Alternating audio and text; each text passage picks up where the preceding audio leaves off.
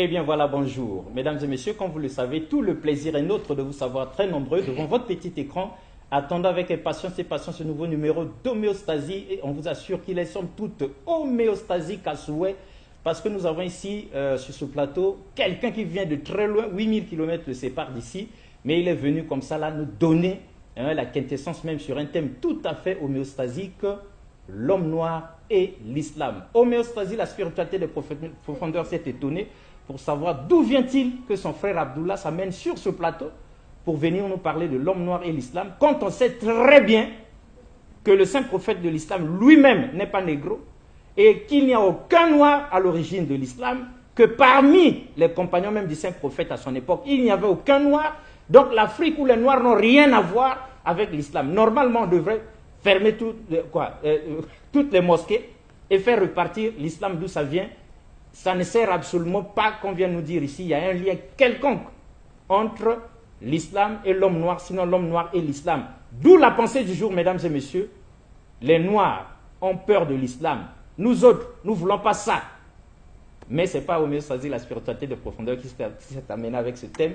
C'est mon frère Abdullah qui est revenu de Paris. Il a fait Kinshasa, il est arrivé ici justement pour remettre la vérité sur ses rails, sinon remettre les points sur les i. Et il est accompagné par le très célèbre docteur Abdul Madid, hyper recherché dans le monde entier, au point où rien que le monde entier qui demande après Abdul Madid arrive à décharger le téléphone de la spiritualité des profondeurs. On dit, c'est quoi cette histoire-là? Abdul Madid, qu'est-ce qu'il a fait boire à tous les musulmans pour qu'on le réclame à corps et à cri? Chacun voudrait se retrouver dans son WhatsApp. Mais nous-mêmes, on ne sait même pas. Chacun veut avoir son numéro de téléphone. On ne peut pas vous le donner. Nous vous le disons chaque fois. Ce n'est pas notre faute, c'est pour permettre au docteur de se reposer. Parce qu'il n'est pas une machine. Alors, mon frère, bonjour. Bonjour, monsieur Alexis. Docteur, bonjour. Bonjour. Ça nous ferait du bien de vous recevoir sur ce plateau. Nous savons que nous sommes partis pour édifier les nôtres. Et là, comme nous sommes homéostasiques, on a lu l'Afrique en tête, mais on va regarder ça après. Alors, d'où vient-il qu'un musulman osa comme ça là venir sur ce plateau parler de l'homme noir et l'islam? Est-ce qu'il y a un lien entre l'islam et l'homme noir? Mais avant que vous répondiez à ces questions-là, qui êtes-vous, Abdullah? Bismillah ar-Rahman ar-Rahim, salatu wa salam ala rasulillah. Louange à Allah et que la paix et la bénédiction de Dieu soient sur toute personne ici présente qui recherche la guidée. Alors moi, je me présente Abdullah al-Hanifi, membre du collectif Al-Hanifiya. C'est un collectif qui se veut dans l'interreligieux. Nous sommes en France, d'ailleurs je salue et je passe un grand salam à mes frères, mes collègues, ma famille du collectif Al-Hanifiya. Et donc on est parrainé par le docteur Abdul Majid ici, qui est ici présent. Et on essaie de faire un travail pour édifier nos concitoyens et toute personne en recherche de la vérité. Mon frère Abdullah, vous êtes beau, ça on le reconnaît. Intelligent, ça c'est vrai. Mais est-ce que vous connaissez l'islam? Est-ce que vous en avez la maîtrise? Sur ce plateau d'homéostasie, la spiritualité des profondeurs, nous avons peur du docteur Abdul Majid, il est là. Mais est-ce que vous, en venant avec ce thème-là, vous-même, vous connaissez l'islam? Vous avez la maîtrise des arcanes de l'islam? Ou vous venez pour amuser la galerie? Je n'aurais pas la prétention de dire que je maîtrise l'islam, ce serait prétentieux. Bon, déjà, vous m'avez dit la qualité que je suis beau. Ah, ça, vous êtes beau, c'est indéniable. Je ne sais pas, ça, je ne veux pas prétendre. Nous-mêmes, nous avons. Je ne veux pas prétendre l'être. Mais bon, comme le prophète sallallahu alayhi wa sallam nous dit dans le hadith rapporté d'après Ibn Mas'ud dans le Sahih Muslim que Allah est beau et il aime ce qu'il est beau. Ah. Donc, je tente de mais la beauté, ce n'est pas un péché quand même. Non, je voulais dire Allah est beau et il aime ce qui est beau. Ah, super. Donc, ça, ce n'est pas un problème. Maintenant, après, déjà par rapport à l'introduction que vous avez vue, vous avez déjà mis le pied à l'étrier, si je puis dire, lorsque vous nous dites que le prophète sallallahu alayhi wa sallam n'a pas de compagnon noir. Tout ça, on va vous... Même pas un seul noir. Tout ça, on va vous montrer. On va vous montrer ça avec plaisir. Ce sera, je pense, un petit plat spirituel assez consistant pour nos téléspectateurs. Et vous allez voir, comme vous avez dit que c'est homéostasique, on va essayer de rééquilibrer ça là. Hein. Ça va être un bon équilibre. D'accord, c'est super. Docteur Abdul Majid, vous arrivez seulement pour accompagner ce jeune dans l'islam. Il n'est pas aussi ancien que vous, on le sait très bien. C'est vrai que vous n'êtes pas le principal. Mais puisque le monde entier vous réclame, puisqu'ils sont partout à travers le monde à vous suivre, nous leur avons dit, restez scotchés. Aujourd'hui, là, vous l'aurez aujourd'hui, vous l'avez trop cherché, aujourd'hui, vous l'avez. Alors, si vous avez une minute pour dire quelque chose à ceux qui vous suivent, en commençant par dire qui vous êtes, et à dire un mot tout à fait particulier à ceux qui criaient après vous, là, que leur diriez-vous? Bon, Bismillahirrahmanirrahim, Allahumma salli Muhammad wa Muhammad. Donc, je suis Kassougui Abdelmajid de la République démocratique du Congo, président et fondateur du groupe islamique Al-Badr de la République démocratique du Congo. Je suis membre du groupe pour l'appel à l'islam du Congo-Brazzaville. Et je suis le parrain du collectif Al-Hanifia qui est en France. J'ai un grand nombre d'élèves, disons, en France. Alors, pour ceux qui me recherchent, bon, je suis à leur disposition. Sauf qu'on ne veut pas trop passer notre numéro parce que parfois il y a même des gens qui m'appellent à 2h, 3h du matin, ainsi de suite. Mon premier WhatsApp est déjà saturé. Il y a plus de 150 000 messages, je ne sais même pas comment. Impossible. J'ai changé même de numéro de WhatsApp, j'ai un nouveau numéro.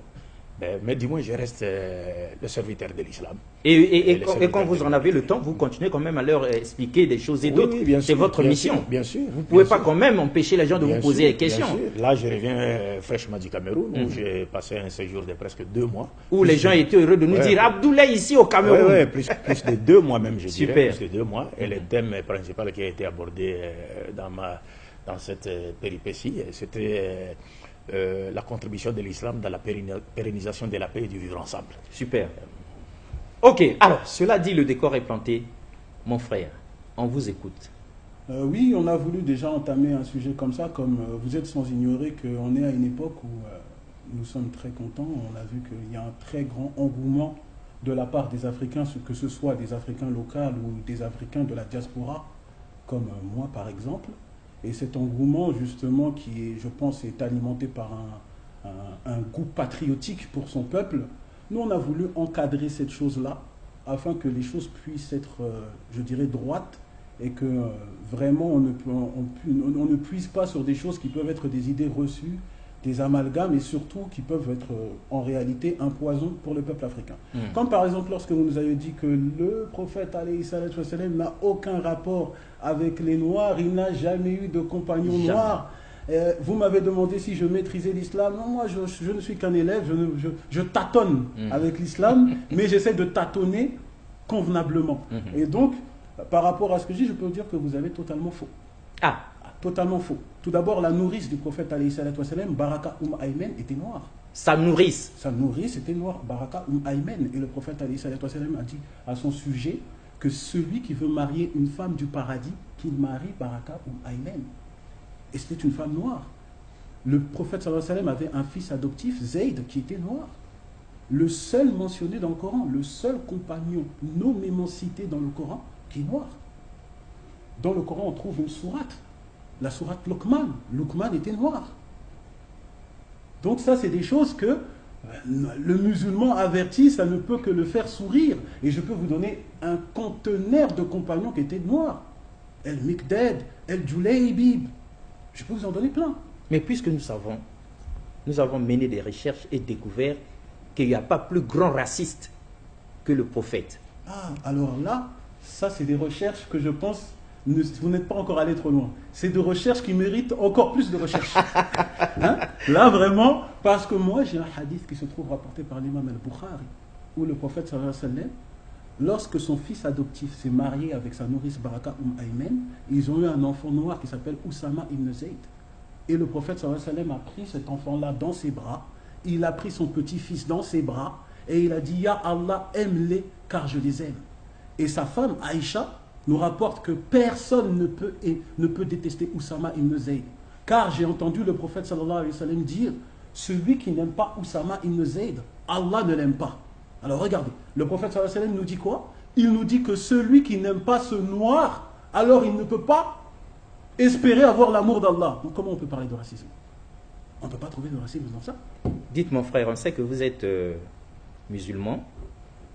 Ça on le sait très bien. On vous le concède aussi, c'est normal. Mais est-ce que vous dites ces choses pour nous attirer dans un piège? Ou bien c'est authentique? Est-ce que c'est coranique? Est-ce que c'est historique?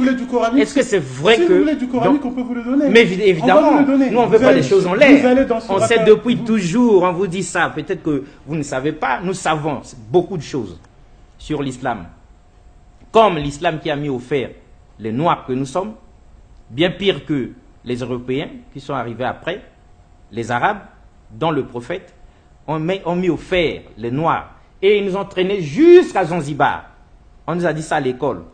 Et ils nous ont convertis par la force, par la terreur, par l'épée. On ne peut pas dire quand même. Là, vous rentrez dans un sujet que j'aime beaucoup. Ah, mais car c'est ça. c'est un Nous sujet, vous attendions au tournant, là. C'est un sujet que je vous l'avoue. Donc, un sujet pour nous, qui me les tient Noirs, fortement l'islam, ce n'est pas notre qui affaire. me tient fortement à cœur. On vous écoute. Le docteur est là. Il va je compléter. reviens, avant de venir, je vous annonce que je reviens du Togo et du Ghana. Du Togo, du Oui, Ghana. du Ghana, parce que le Ghana fait partie des 7 portes ouvertes, c'est-à-dire les 7 endroits dont les esclavagistes ont emmené tous nos descendants.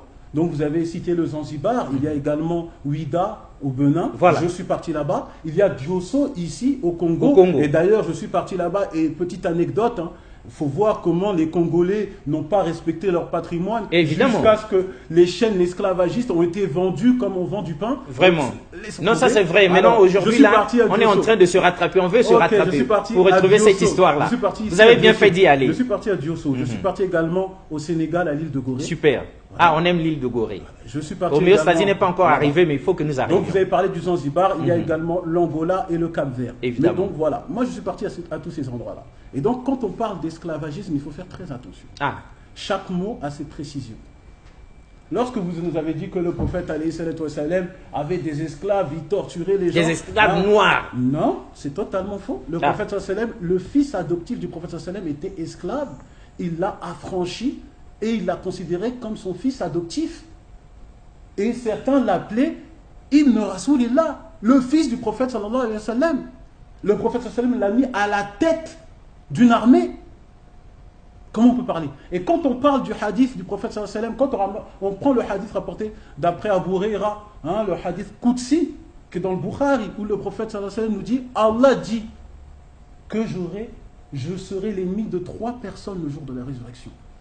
Celui qui fait un engagement et qui ne s'y tient pas, celui qui fait travailler un salarié et il ne le paye pas, et celui qui vend des esclaves et s'enrichit avec, qui fait du commerce. Donc le prophète sallallahu alayhi wa sallam lui-même dit que celui qui fait la chose que vous condamnez, et bien alors il dit que ce sera l'ennemi d'Allah le jour du jugement dernier. Oui, tout à l'heure on a dit qu'on allait vous donner des preuves coraniques. Allons tout simplement dans Surat Ar-Rum.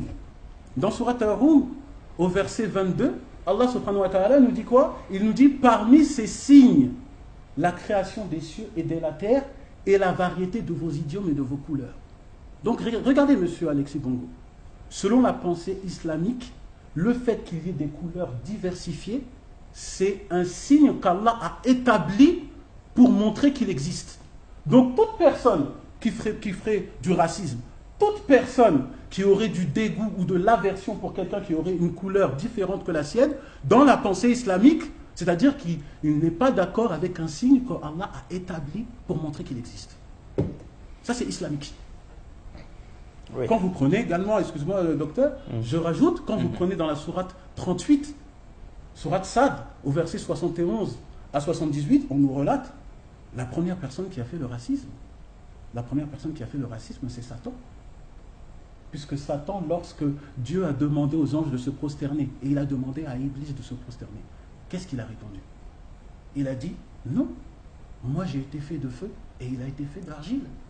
En quelque sorte, je suis mieux que lui. Mieux qu'Adam. Il est mieux qu'Adam. Donc c'est du racisme. Et Allah a répondu, il s'est gonflé d'orgueil. Donc Allah a considéré le racisme comme une forme d'orgueil. Et le prophète sallallahu alayhi wa sallam a dit que celui qui a minimum un atome d'orgueil n'a pas sa place au paradis. Et comme vous l'avez vu, Satan a été chassé du paradis. Donc selon la pensée islamique, toute personne qui est raciste, il fait un acte satanique. Bien pire, il fait un acte qui a été la cause que Satan a été chassé du paradis. Et ça, c'est islamique. Et c'est dans le Coran. Docteur. Oui, bien sûr. Un complément d'objet direct. Oui, mais tout ce qu'Abdallah a dit, ce ne sont que des évidences coraniques. Vous savez que dans le Coran, Dieu, à travers le prophète Mohammed, a fait même de l'affranchissement des esclaves noirs à l'époque du prophète un acte de foi. C'est-à-dire, affranchir des esclaves, c'est un acte de foi. C'est pour montrer qu'on était un bon croyant, qu'on était un bon musulman. C'est authentique ce que vous êtes en train de dire. Ça, c'est le Coran même, et la sunna du prophète. Donc les gens devraient faire la concurrence dans l'affranchissement des esclaves, libérer les esclaves, parce que le prophète lui-même a donné cet exemple-là, en libérant des esclaves noirs. Et le prophète a dit, celui qui pratique le racisme n'est pas des nôtres. Celui qui pratique le racisme n'est pas des nôtres. Ça, c'est une parole du prophète. Donc si vous voyez aujourd'hui un musulman qui est raciste, c'est-à-dire qu'il n'a rien à voir avec l'islam. Et la confusion que les gens font souvent, c'est de confondre les actes des Arabes esclavagistes avec l'islam. Oui, mais c'était des musulmans, ces Arabes-là. Mais les actes qu'ils posaient. L'histoire a retenu ces actes-là. Et ça nous a transmis ça. Mais un mauvais footballeur ne remet pas en cause la qualité du football. Mais c'est comme quelqu'un qui ne sait pas conduire et qui prend une voiture Mercedes et va la cogner contre le mur. Ou bien renverser des enfants. Il n'y a qu'un loufoque qui dira que la faute est au fabricant. Il ne connaissait rien. Pourtant, les fabricants n'ont rien à voir. Non, il a mis les freins, il a mis tout ce qu'il faut. Tout ce qu'il faut était là. Alors donc, l'islam n'a rien à voir. Donc, c'est cela la différence même entre le Coran et la Bible. Parce que quand vous essayez de faire une étude comparée entre le Coran et la Bible, vous verrez que dans la Bible, il y a des versets qui encouragent l'esclavage. Oui. Dans la Bible. Mais dans le Coran, il y a des versets plutôt qui abolissent, c'est-à-dire qui condamnent l'esclavage. Et il venait de vous lire un verset du Saint-Coran. Là, vous blessez les chrétiens, mais continuez d'abord. On peut donner des preuves. Ça sont des c'est-à-dire, dans la Bible, on encourage. Oui, c'est pendant que dans le Coran... Alors que le Coran bannit ça, condamne l'esclavage, et ainsi de suite. Et les prophètes, comme je venais de le dire, donc Dieu, à travers les prophètes, a fait de l'affranchissement des esclaves un acte de foi. C'est-à-dire, il en a fait même un acte de rapprochement. Si vous voulez vous rapprocher de Dieu, c'est-à-dire avoir une élévation spirituelle, il faut affranchir les esclaves. Et devant le prophète à son époque, il y en a qui en ont profité. Ils ont affranchi des preuves coraniques existent. Mais c'est pourquoi l'histoire a retenu ces faits. L'islam à l'époque était considéré comme étant la religion des esclaves. Parce que tous les esclaves adhéraient maintenant à l'islam. Parce que l'islam est venu pour faire quoi? Pour abolir l'esclavage, condamner l'esclavage. Donc il y a eu maintenant des gens de basse classe qui ont fait quoi? Qui ont beaucoup adhéré à l'islam. Et cela a commencé à inquiéter les Arabes qui occupaient une place élevée dans la société. Donc j'étais ici en train de faire allusion au verset que le frère a cité dans la sourate Rum, la sourate les Romains, le verset 22, où Dieu dit, il y a un signe dans la diversité de vos couleurs, de vos langues, tribus, nations, peuples, ainsi de suite. C'est-à-dire l'islam, l'esprit théologique de ces versets nous montre clairement que la diversité de nos langues ne doit nullement constituer, c'est-à-dire un objet de mépris de l'autre. Mais plutôt ça doit contribuer à chanter la grandeur de la sagesse divine. Parce que Dieu a voulu, Dieu nous a créés avec cette diversité. Pourquoi? Dieu nous montre clairement, c'est pour que vous connaissiez facilement. C'est-à-dire en nous échangeant des informations, par rapport à nos différentes cultures, nos différences, tout ça, toute cette diversité-là doivent contribuer à chanter la grandeur de la sagesse de Dieu et non constituer un objet du mépris de l'autre, ainsi de suite. Ça, c'est le verset du Saint-Coran. Et ça, c'est un signe révélateur, c'est-à-dire du caractère universel de la mission du prophète Mohammed, la paix de Dieu soit sur lui. Vous êtes sans le savoir que le prophète Mohammed descend d'Abraham par Ismaël. Mais il descend d'une femme noire, Agar, l'égyptienne.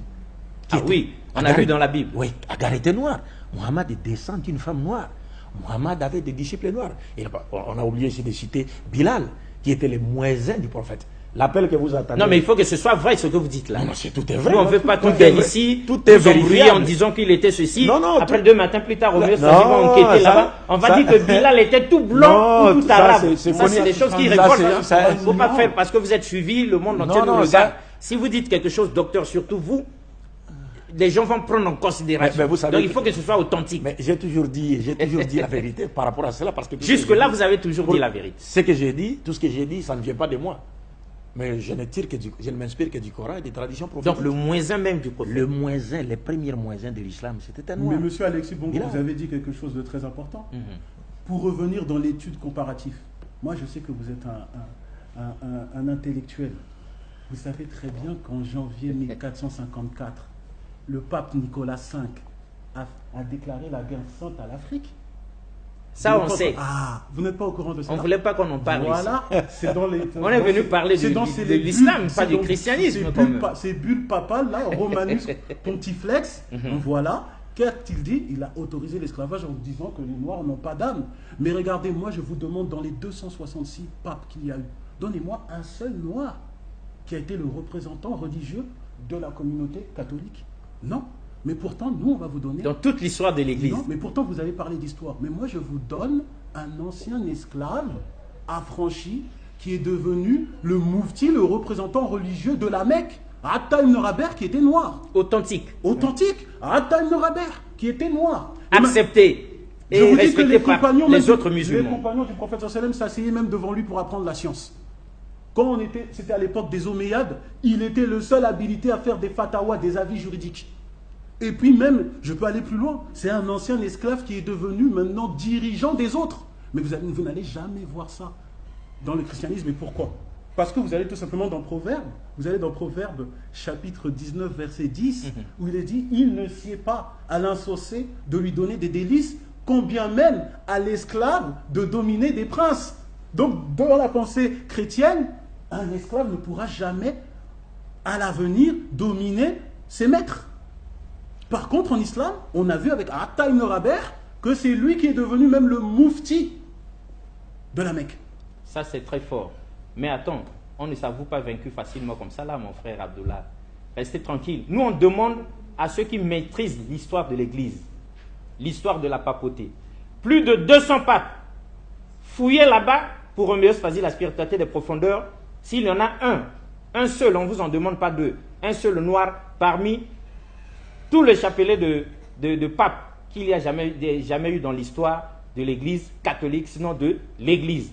Peut-être bien qu'il y en a un. Peut-être que vous n'êtes pas au courant. Non. Regardez ça et dites-nous s'il y en a un là-bas rapidement. On défie tout le monde. On défie tout le monde. Bon, ça, aujourd'hui, nous parlons de l'homme noir et l'islam. Oui. Mais vous savez très bien qu'aujourd'hui, par exemple, on ne peut pas comparer la Bible et le Coran par rapport à l'origine de la race noire. On ne peut pas. On ne peut pas comparer. Non, docteur, pesez bien vos mots. Oui, oui. Ce que je voulais dire, je vais dire quoi? Je voudrais dire ceci, c'est que selon la Bible, la race noire serait issue d'une personne qui aurait été maudite par Dieu. Ça, c'est connu de tout le monde. Calme. Alors qu'en islam, évidemment, c'est écrit dans la Bible. En islam, c'est pas comme ça. Ah. En islam, les prophètes nous montrent ça sur base des textes coraniques. Ils nous montrent clairement que d'abord, tous les humains, toutes les races, nous descendons d'un seul homme. C'est-à-dire, nous appartenons tous à la grande famille adamique. Et dans cette grande famille adamique, les prophètes nous disent, dans cette famille adamique, l'adoration doit être exclusivement réservée à Dieu seul. Et la paternité de l'humanité exclusivement attribuée à Adam. Et dans cette grande famille adamique, le meilleur d'entre nous, c'est celui qui craint Dieu le plus. Ce n'est pas celui qui est blanc, ce n'est pas celui qui est rouge, ce n'est pas celui qui est noir, ce n'est pas celui qui est jaune, mais plutôt celui qui est pieux. Sur le plan vertical, le meilleur d'entre nous est celui qui craint Dieu le plus. Et sur le plan horizontal, le meilleur d'entre nous, c'est celui qui est utile aux autres. C'est ce que l'islam nous enseigne. Est-ce que vous comprenez? Et c'est pourquoi dans les versets auxquels le frère a fait allusion, Dieu nous dit, dans la diversité de vos langues et de vos idiomes, couleurs, ainsi de suite, il y a un signe pour le monde. Ça y est, je l'ai expliqué ici en disant, cela ne doit nullement constituer un objet de mépris de l'autre, mais plutôt ça doit contribuer à chanter la grandeur de la sagesse divine qui nous a créés dans cette diversité pour que nous nous connaissions facilement, on s'échange nos différentes, comme vous l'avez dit, c'est si bien dit d'ailleurs. Est-ce que vous comprenez? Et c'est pourquoi aussi le prophète Mohammed est le seul prophète issu de la postérité d'Abraham qui a, c'est-à-dire placé toutes les races sur le même pied d'égalité en basant les critères de noblesse sur la piété.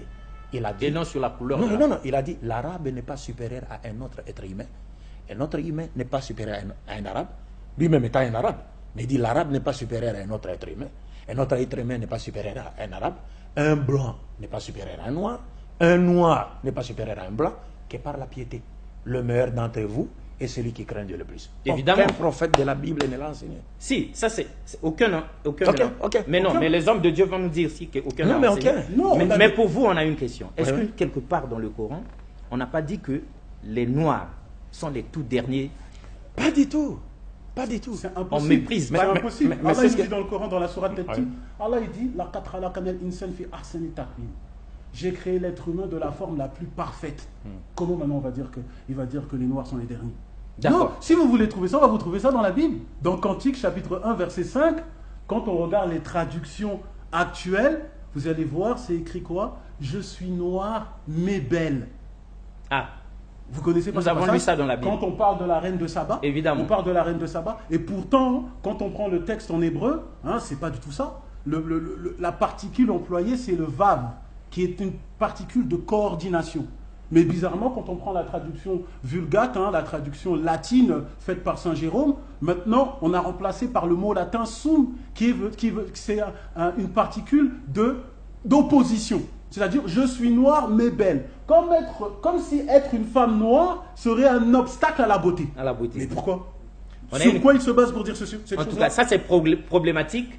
Hein, que les mordus de la spiritualité, regarde ça. On a 2 questions pour le docteur Abdul Majid, comme on l'a sur ce plateau, pardon, et on reviendra sur vous. Docteur, au lieu que nous attendions qu'on nous appelle, qu'on nous dise, qu'on nous envoie des SMS par ce numéro pour nous dire, vous qui avez la maîtrise de ces choses-là, parce que quelqu'un nous disait hier encore, il faut que je voie docteur Abdul Majid de mes propres yeux, parce qu'il a une culture générale spirituelle extrêmement poussée. 2 questions. La première, est-ce que de toute la lignée des papes qui existent, il n'y en a pas eu un noir? Non, pas du tout.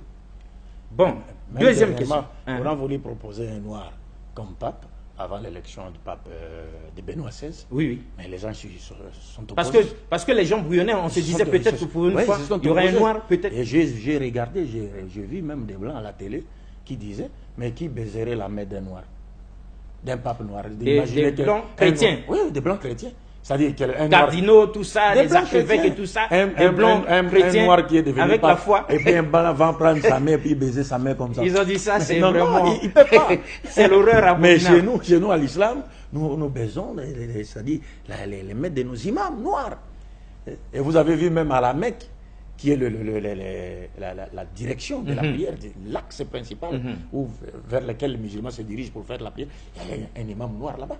Un imam noir à la Mecque. Adil Kalban, il est venu même, il nous a rendu visite à Kinshasa. Authentique. Et nous avons ensemble avec lui donné des conférences à Kinshasa. Un noir. Et derrière lui, il dirigeait la prière. Derrière lui, il y avait des arabes, des blancs, ainsi de suite. Parce qu'en islam, le meilleur d'entre nous est celui qui craint Dieu le plus. Docteur, c'est cela les critères de on vous connaît. Donc nous, en même temps, on est très prudents avec vous. On sait que ce que vous venez de dire est vrai. Mais dites-nous, le frère Abdullah parle de la bulle papale. Est-ce que c'est authentique? Oui, est-ce qu'un pape peut déclarer une telle abomination, regardez, une telle horreur? Monsieur Alexis, parlons-en. On va vous faire lire quelque chose. Parlons-en de cette fameuse bulle papale. Tout est authentique. Lisez-la, c'est entre crochets. Entre crochets. Ça, c'est le commentaire de Rachid, l'un des plus grands commentateurs juifs. D'accord. Alors, il nous dit, voilà la traduction littérale du verset de Genèse, chapitre 12, verset 11, quand Abraham s'apprêtait à rentrer en Égypte avec Sarah. Lisez-nous le passage avec crochet. Voilà. Le moment est venu, maintenant, de se faire du souci à cause de ta beauté. Je savais depuis longtemps que tu es belle, mais nous arrivons maintenant parmi les gens noirs et laids, les frères des habitants de Couche, qui n'ont pas l'habitude de voir de belles femmes. Vous comprenez? C'est grave. Maintenant, demandez à tous ces pasteurs-là de dire Amen. Ce n'est pas un pasteur qui a écrit. Mais en tout cas, lui, s'il se réfère aux traditions juives, en tout cas, ce verset-là, la tradition littérale, c'est celle-ci.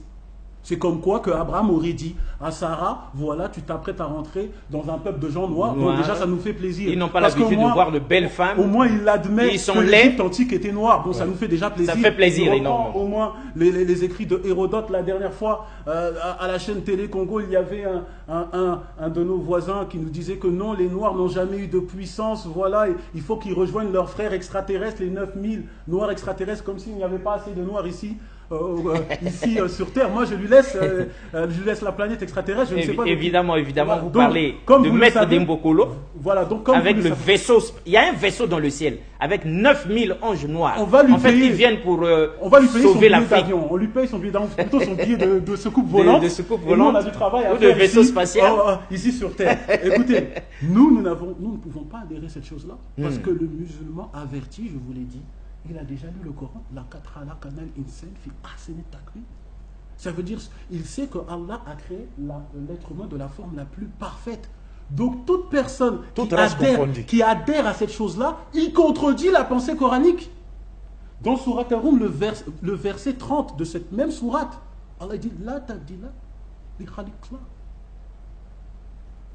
Il n'y a pas de changement. Pas de changement dans la création d'Allah. C'est interdit de changer sa création. Super. On a une question pour vous, mes docteurs. Ceux qui nous suivent avec attention veulent profiter de votre présence. Au moment où vous êtes venus aider le frère et nous aider, ils posent cette question-là rapidement, une petite leçon d'histoire. C'est quoi la bulle papale? Ça sort d'où? C'était à quelle occasion? Ça veut dire quoi? Non, vous savez. La fameuse bulle papale. Oui, ça sont des décisions prises par le Vatican. Moi, je n'aimerais pas trop rentrer dans cette histoire de Sinon, peur, de ne pas blesser les sentiments. Voilà, on risque de dire, voilà, il a dit ceci. Mais oui, mais pour ceux qui veulent savoir, c'était quoi cette histoire? Du moins, c'est historique. C'est historique, c'est connu. C'est historique, c'est connu, c'est scientifique même. Parce que ce sont des décisions qui ont été prises par la haute hiérarchie. Et des décisions qui ont fait souffrir toute une race. Qui ont légitimé l'esclavage. Oui, c'est ça. C'est ça. Et ça, c'est en se basant sur l'esprit téléologique de certains versets de la Bible. Parce que déjà, dans l'Ancien Testament, l'esclavage est autorisé. Et dans le Nouveau Testament, par exemple, Paul, quand tu te parles, il te dit que non, que les esclaves respectent et obéissent à leur maître, comme s'il convient d'obéir à Dieu. Oui, ça c'est un enseignement qui ne poussera là, jamais. Paul demande carrément qu'on se soumette. Est-ce que vous comprenez? Que les esclaves acceptent de rester esclaves, la condition d'esclavage. Votre condition d'esclave. Les hommes de Dieu, il faut regarder ça. Ça est-ce que Paul l'a dit ou pas? Nous ne maîtrisons pas, mais le docteur l'a dit. Souvent, quand il dit quelque chose, c'est vrai. Mais regardez ce que Paul n'a pas poussé comme ça les esclaves à rester esclaves et à adorer leur maître. On peut rajouter, quand vous allez dans Luc chapitre 7, versets 1 à 10, vous connaissez l'histoire du centurion romain, que voilà, quand son esclave était malade, il a demandé à Jésus de le guérir, et puis Jésus a dit, je ne connais pas dans tout Israël quelqu'un qui a une foi semblable à celui-ci. Mais regardez bien, monsieur Alexis Bongo. Le centurier romain avait un esclave. Jésus ne voyait pas un obstacle à sa foi qu'il ait un esclave. Il a dit non, malgré qu'il a un esclave, en tout cas dans Israël, il n'y a pas quelqu'un qui a une foi semblable à celui-ci. En tout cas. Mais pourtant, quand on regarde le prophète sallallahu alayhi wa sallam, quand on regarde le hadith rapporté d'après Bukhari, quand le prophète sallallahu alayhi wa sallam nous dit celui qui affranchit un esclave, Allah sauvera son corps du feu comme il a sauvé le corps de cet esclave. Vous voyez que le prophète alayhi sallam, il a mis un lien avec la foi, le fait de pouvoir être sauvé du feu par le fait d'affranchir un esclave. Très très important. C'est très important. En tout cas, c'est le jour et la nuit quand on compare, quand on fait une étude comparative avec ce qui est écrit dans la Bible. Le docteur Abdul Majid s'est retenu, parce qu'après on va le dire, oui, le docteur, c'est pas le docteur, c'est historique. La bulle papale, quand ça se prenait, le docteur n'était même pas encore né. Nous, il le fait de constater les dégâts, parce que ça a mis en esclavage tout un peuple durant plus de 4 siècles.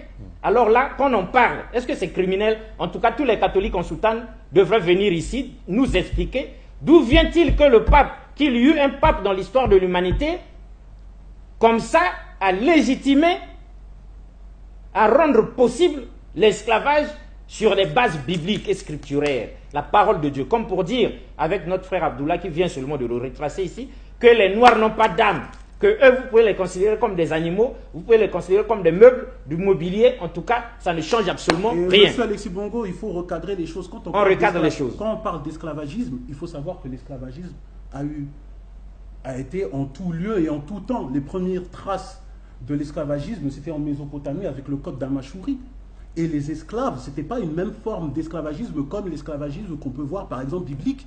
Quand vous allez biblique, on peut frapper son esclave. Vous allez dans Proverbes, par exemple, chapitre 29, verset 19, ce n'est pas par la parole qu'on châtie l'esclave. C'est biblique. Et quand vous allez dans Exode, chapitre 21, le maître peut frapper son esclave. S'il ne le tue pas, il n'est pas puni. Mais pourtant, islamiquement parlant, celui qui frappait son esclave, parce qu'on va même rentrer dans ce terme qui est servant, celui qui frappait son esclave devait l'affranchir. Vous prenez le Sahih Muslim d'après Abou Massoud. Celui qui frappait son esclave on vous dit, devait l'affranchir. Je vous donne l'histoire d'Abou Massoud qui avait frappé son esclave. Le prophète sallallahu alayhi wa sallam s'est énervé. Il lui a dit, Allah a plus d'autorité sur toi que toi sur cet homme. Et Abou Massoud a dit, moi, par amour d'Allah, je l'affranchis. Et le prophète sallallahu alayhi wa sallam, il a dit, si tu n'aurais pas fait ça, les portes de l'enfer te seraient ouvertes et le feu t'aurait brûlé. Nous, on a des textes comme ça, c'est incontenable. C'est authentique. C'est-à-dire qu'il y a un certain nombre de mécanismes qui ont été établis par le prophète lui-même et qui visaient à affranchir tous les esclaves. Mais on a l'impression que le prophète avait cerné tous les problèmes de l'humanité. Oui, mais parce que vous savez, même les solutions qui ont été apportées par les prophètes, ce n'est pas comme celles qui ont été apportées par les Américains. Avec pas des solutions limitées. La lutte, par exemple, de Lincoln contre l'esclavage, ainsi de suite. Quand on a cherché à affranchir les Noirs, mais ils ont trouvé des problèmes sérieux, de sorte que certains esclaves ont même souhaité retourner chez leur maître. Évidemment. Alors qu'à l'époque du prophète, ce n'était pas comme ça. Il y avait des mécanismes, c'est Dieu lui-même qui l'avait inspiré au prophète, et quand on les mettait en pratique directement, les choses allaient comme sur des rails. Vous voyez. Donc ça poussait les gens à considérer les esclaves comme étant leurs frères. Le prophète exigeait même au maître de s'habiller comme son esclave. Alors si vous ne pouvez pas vous habiller comme votre esclave, vous devez faire quoi? Vous devez l'affranchir. Il y a autre chose. Ça, c'est ingénieux, ça, c'est magnifique. Il y a beaucoup de choses. Il y a aussi un autre processus. C'est très sage, Il y a un autre, très le profond. prophète sallam interdisait qu'on appelle son servant esclave. Il disait appelez-le mon neveu, mon fils, parce que ce sont vos frères. Et c'est dans le Sahih Muslim. Et il disait aux esclaves, n'appelez pas votre maître mon seigneur, appelez chef ou patron comme un salarié. D'accord. Il y a des explications très précises en islam. Mais je vous l'ai dit, le sujet de l'esclavagisme, c'est un sujet qui me touche particulièrement à cœur. Il faut savoir déjà que quand on parle des Arabes, la couleur arabe n'était pas homogène. Tout comme la couleur israélite. Il y avait des noirs qui étaient arabes. Il y avait des noirs Il y avait arabes. des compagnons du prophète sallallahu alayhi wa sallam. Donc à qui cette étaient noirs époque de razzia et arabes. d'esclavage, Déjà, même quand il y avait des noirs Mais déjà, même quand vous allez, arabes qui même mettaient au quand fer on va d'autres dans les noirs. pays arabes, on trouve des noirs. Évidemment. Quand on va au Yémen, il faut savoir, parce qu'on a toujours cette idée de penser, de mettre un lien entre l'esclave et le noir. Mais pourquoi faire cela? Je vous rappelle que nous, en tout cas, islamiquement parlant, le musulman averti, il se rappelle que quand les musulmans étaient persécutés, ils sont partis se réfugier chez un royaume noir d'Abyssinie, le roi Négus, et que le roi Négus avait la possibilité de lui les réduire à l'esclavage, ces gens-là. Le roi Négus Il aurait pu le faire. Mais le roi Négus avait un royaume tout puissant. L'Éthiopie, l'Abyssinie n'a jamais été colonisée. Il y avait le royaume d'Aksum. C'est ce que nous dit l'histoire. Oui, ça c'est une histoire que le peuple africain doit connaître. On a cette idée bizarre de penser que l'homme noir, c'était un esclave faible. Non, Allah même parle dans Surat Al-Fil, la sourate les éléphants, du peuple éthiopien qui a failli conquérir la Mecque. Ils avaient une armée ultra puissante. Il faut qu'on retrouve l'histoire. Donc maintenant le problème, pourquoi justement on a voulu entamer un sujet de la sorte? Car malheureusement, et vous le savez par rapport à tous les incidents qu'il y a actuellement dans le monde et dont le peuple africain est victime, alors on tombe vraiment dans une grande amalgame qui pousse certains à un séparatisme du peuple. Mais nous, musulmans, nous ne pouvons rétrograder à un communautarisme quand nous savons que le message islamique est universel. C'est impossible. Ça, c'est revenir au niveau -1 quand nous sommes déjà au 18e étage. C'est impossible. Est-ce que vous comprenez, monsieur Alexis Bangou? C'est très important. On s'efforce de comprendre. Ah, c'est très important, monsieur. On s'efforce de comprendre, mais mon frère Abdullah, bon, quoique n'étant pas musulman, est-ce que je peux me permettre d'appeler mon frère Abdullah et ça ne vous blesse pas? Non, ça ne vous fait rien. D'accord. Mais non. Le prophète lui-même dit, vous descendez tous d'Adam. Vous êtes des frères. Ah, super. Nous sommes tous des frères parce que nous descendons tous d'Adam. Super. Mon frère Abdullah, une question pour vous et le docteur répondra aussi. On est entre nous. On parle de l'homme noir et l'islam. Ici, c'est des noirs qui sont là. Alors, ne faites pas comme si on vous a déjà acculturé, on vous a déjà déracialisé.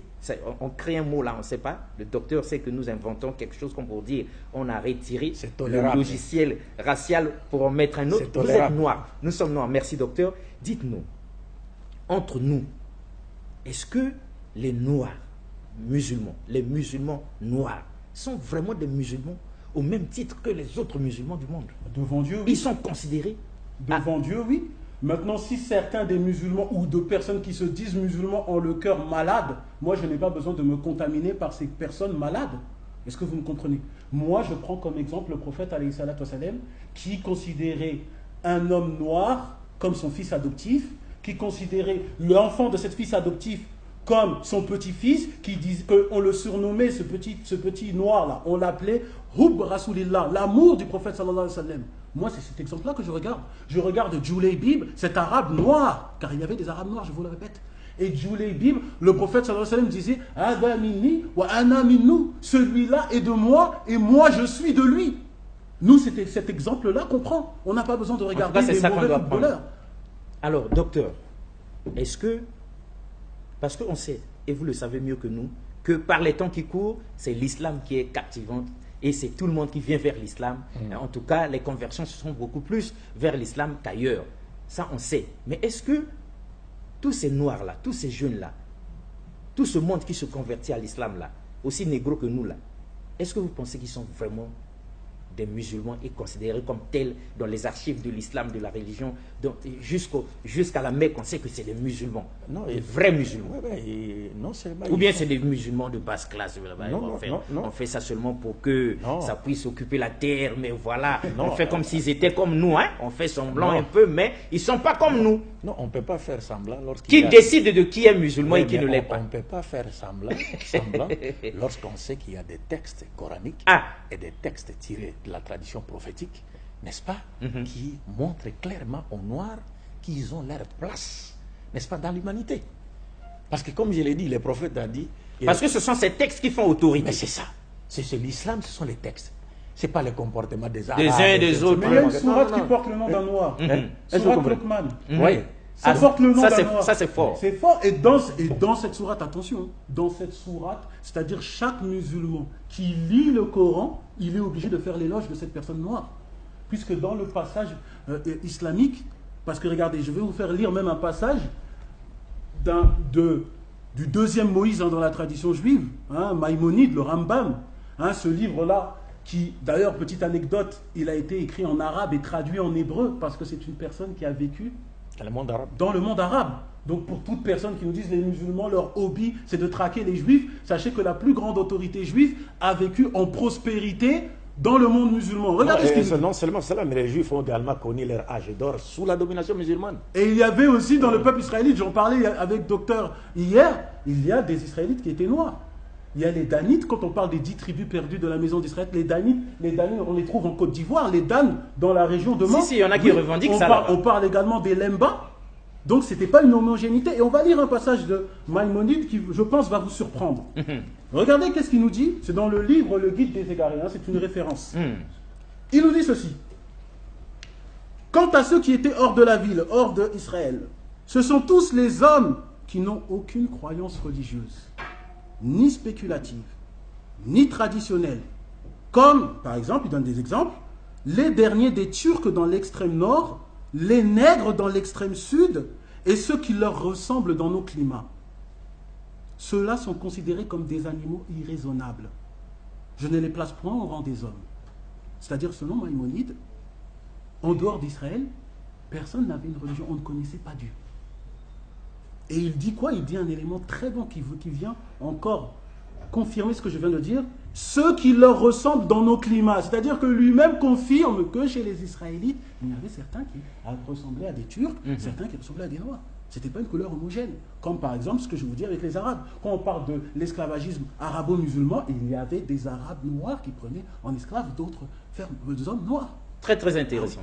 C'est ça qu'il faut appuyer. Moi, j'ai un livre à la maison ici en France, on parle maître noir et esclave blanc. Parce qu'il y avait des hommes noirs qui avaient réduit à l'esclavage l'Europe quand il y avait des grands royaumes. Ça, c'est des choses qu'on doit dire. Mais ça, là, c'est des choses. On vous attend au prochain voyage pour que vous arriviez avec ce livre-là pour qu'on développe cette thèse-là. Comme je vous ai dit, Maïmonide dit qu'en dehors d'Israël, les gens ne connaissaient pas Dieu. Et ça, c'est quelque chose que les chrétiens ont pris comme héritage. Oh non, un prophète doit faire partie de la maison d'Israël. Mais le Coran vient démentir cela. On prend sourate An-Nahl, dans la sourate 16, verset 36, Allah subhanahu wa ta'ala nous dit qu'il a envoyé des prophètes dans chaque communauté. On prend également la sourate Yunus, la sourate 10 au verset 47, c'est-à-dire dans la pensée islamique, chaque peuple avait eu un prophète. Donc il y avait des prophètes dans chaque coin de la terre. C'est-à-dire avant même l'avènement du prophète Mohammed. Il n'y a pas une seule nation, un seul peuple qui n'a pas reçu la visite d'un prophète. Parce que tous nous avons été créés dans le noble but d'adorer Dieu. Ce ne sont pas seulement les Israélites qui auraient été créés pour adorer Dieu. Non, non. Pas seulement eux. Non, pas seulement eux. Toute la race humaine a été créée dans le noble but d'adorer uniquement Dieu et de mener une vie vertueuse fondée sur sa volonté sur le plan vertical comme horizontal. Cela étant, toutes les races du monde ne pouvaient connaître le but de leur existence sur terre qu'à travers quoi? Qu'à travers l'envoi des prophètes, qui étaient donc les porte-parole de Dieu. C'est pourquoi le Coran rétablit cette vérité en disant Dieu a suscité des prophètes partout. Et vous les considérez tous? On les considère tous, mais ça sans exception. Ça fait partie de l'un des 6 piliers de la foi en islam.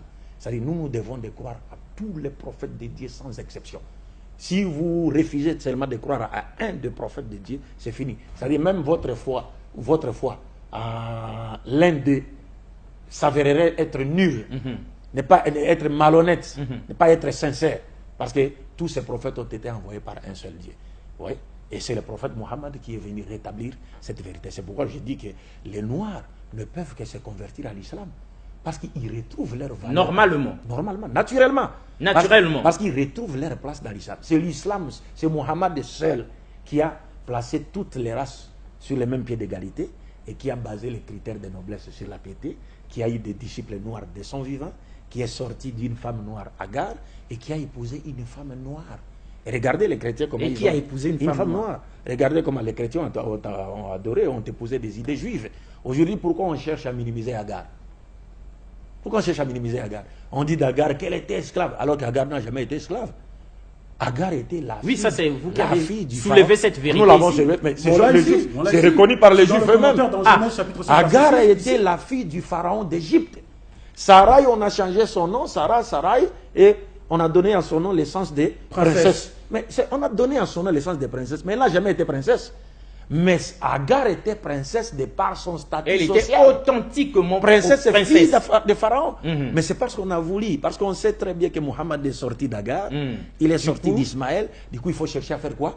À minimiser Agar, qui est notre sœur égyptienne, qui est notre sœur, une africaine. Ça, c'est vraiment nous-mêmes. Et le Pharaon connaissait Dieu. C'est pas comme l'a dit Maïmonide. Parce que vous allez lire même dans la Bible, lorsque le Pharaon a voulu prendre Sarah pour femme. Et puis Dieu est intervenu pour l'empêcher de la prendre pour femme. Mais qu'est-ce que Pharaon a dit? Pharaon a dit, mais Seigneur, mais Dieu, tu connais la justesse de mon cœur. S'il ne me l'avait pas présentée comme étant sa sœur, je n'aurais jamais cherché à la prendre pour femme. Mais comment le Pharaon a-t-il connu Dieu? Et Dieu a dit, très intéressant. Dieu a dit, et c'est à cause de la justesse de ton cœur que je suis intervenu pour t'empêcher de prendre cette femme. Mais comment le Pharaon a-t-il connu Dieu? Comment le Pharaon a pu comme ça la connaître Dieu? Est-ce que vous comprenez un peu? Mais on va vous dire que non, personne ne connaissait Dieu si ce n'est les enfants d'Israël. Non, le Coran nous dit, en tout cas, il nous reste une minute. Les prophètes partout. Il nous reste une minute, mais nous posons cette question-ci à tous les hommes de Dieu, à tous les hommes en soutane. Comment même Pharaon lui-même a pu comme ça la connaître Dieu? Et même comment Dieu a pu venir converser avec Pharaon. Voilà la problématique. Il n'y a pas que l'Israël avoir été en relation avec Dieu. Nous reviendrons sur ça. Ce qu'il faut dire ici, c'est quoi? C'est-à-dire, ce n'est pas seulement Israël, mais ce qui est vrai, c'est que c'est Abraham que Dieu avait choisi.